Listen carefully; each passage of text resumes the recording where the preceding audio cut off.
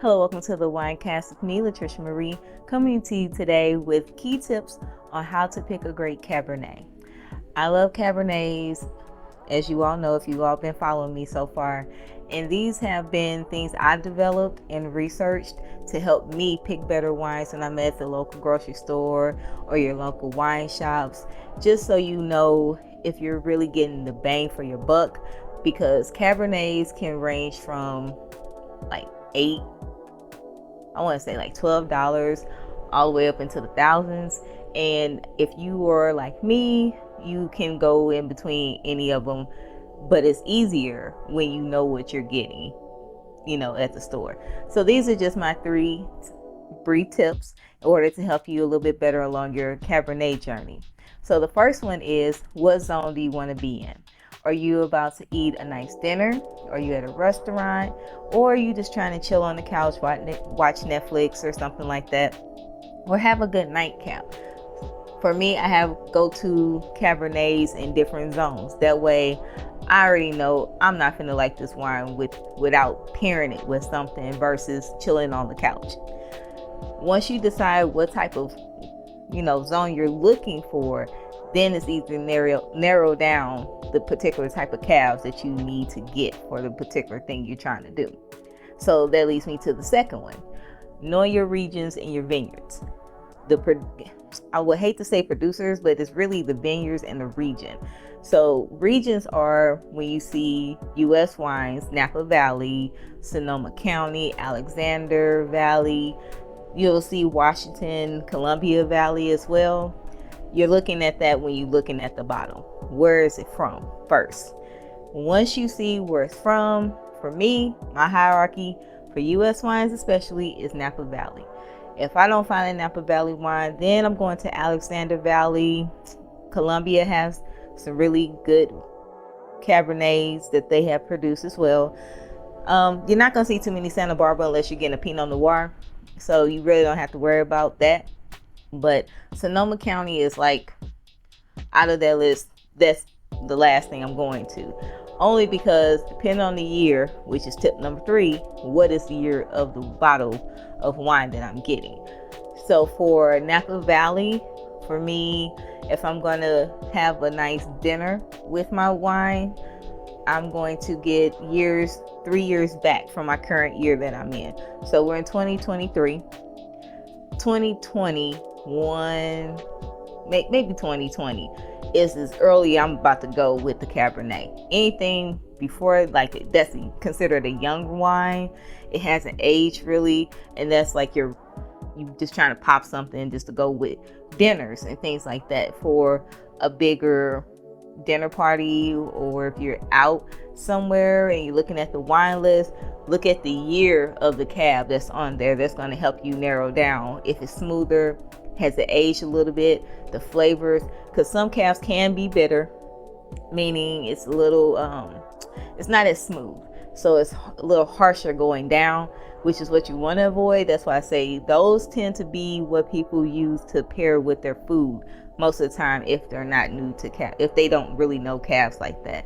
So you're going to see more restaurants pushing earlier years, like maybe a 2021. I don't think 2022 is. I haven't seen one.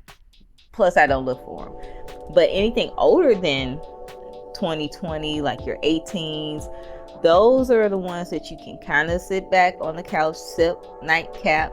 I love 16. That was a great year for wine, for Cabernets. Napa years 2019 isn't bad either. It's really not bad at all. It's just a little bit younger. You can choose to age it, hold it, meaning say you buy 2 bottles of the same wine, put one away and let that sit for 2 years. Those are great aging wines that you can, do those with. So if you're trying to sit on the couch, I go for 2016 and older. That's my zone for sipping wines, things I'm looking for. 18 is a hit or miss. I know I'm gonna either have to have like a hard or a Euro cream cheese to go with it, or like a cracker or something. I really don't, unless I'm doing charcuterie board, I'm really not eating crackers with my wine. But that's been my zone. So it's always about the region first. you can go into years for Bordeaux wines. I'm sorry, and those are a little different because of where it's coming from. It's not a U.S. wine. You're gonna get, your Italian wines, more so of the left bank of the Bordeaux. You can get into, I want to say, honestly, African wine Cabernets are really good too. Don't not try those. They're really good. I've had a few of them, and I've always gotten ones that were in the range of, I want to say 2015 to 2011, and those are really good to sip on. They're very smooth. Had kind of like, sweetness to it, even though people say cabs don't have a sweetness. To me, they do if, they've aged well. But like I said, it's up to you. You know what's on. Chill dinner. Dinner you can get away with the younger years, or more current, close to the current year. It's weird how that sounds, because then it makes you think I'm talking about like back in the day, but I'm not. So you can get away with that. Chill wines, the older the better. A lot of people like vintage Cabernets. I can go either way, because again, I'm looking at the region, then I'm looking at the year. Always. Again, my go-to is Napa.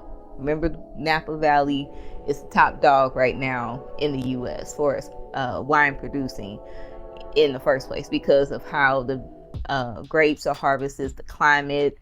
It gets real deep, y'all. Promise you, it's a lot of information.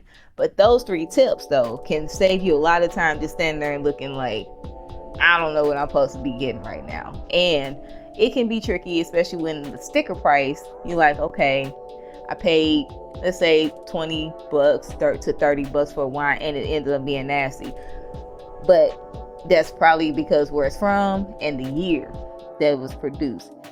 All of those are not created equal, so be aware of those. Just because it may have a sticker that says a great pick, depending on your taste buds. Again, safe years for me have always been 2016. 15, no, I'm not a fan of 15. But yeah, 16, that's a good year, even for Sonoma. If you had to, you're gonna see that a lot in your local grocery stores. Sonoma wines. Napa Valley wines normally gonna be at the very top shelf or over to the side, depending on what store you shop at. They have a display and they're gonna have more of those. Look over there first and then go to the shelves. 3 rows up, remember? So let me know what you all think about my tips. Hopefully it helps you all pick a better Cabernet and have a good sip.